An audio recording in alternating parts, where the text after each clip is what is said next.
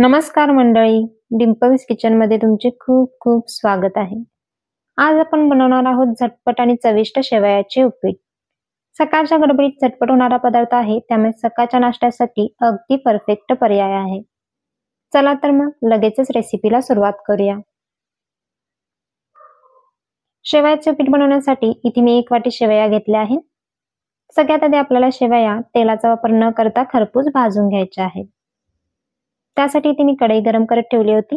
कढई हलकीशी गरम झाली की लगेचच यात शेवया घालून मध्यम आचेवर भाजून घ्यायच्या आहेत. आता इथे एक गोष्ट लक्षात ठेवायची, शेवया सतत हलवत भाजा, म्हणजे त्या एका जागी जळणार नाहीत किंवा अति भाजल्या जाणार नाहीत.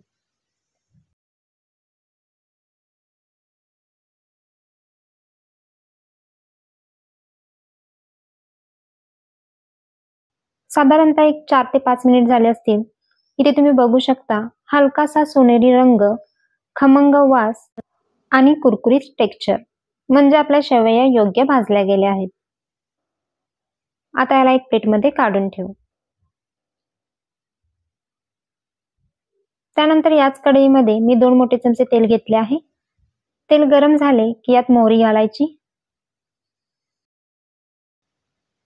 मोहरी छान तडतडली की मग जिरे, एक मोठ्या आकाराचा बारीक चिरलेला कांदा,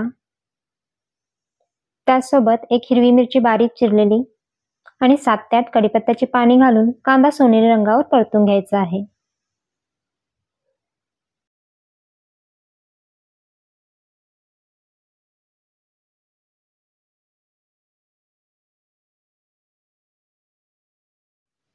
कांदा छान परतून घेतल्यानंतर यात एक मध्यम आकाराचा टोमॅटो घालून मऊ पडेपर्यंत परतून घ्यायचा आहे.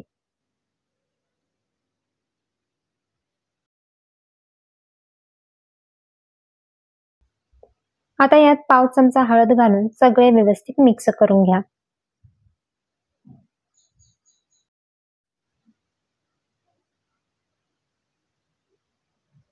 त्यानंतर यात 1.5 ग्लास पाणी आणि चवीनुसार मीठ घालून पाण्याला एक उकळी काढून घ्या.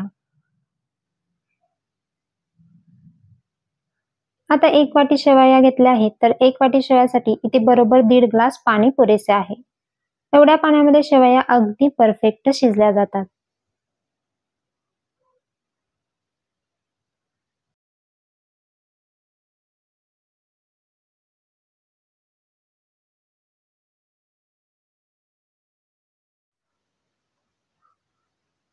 पाण्याला छान असे उकळे आल्यावर भाजलेल्या शेवया घालून सगळे व्यवस्थित मिक्स करून घ्यायचे आहे.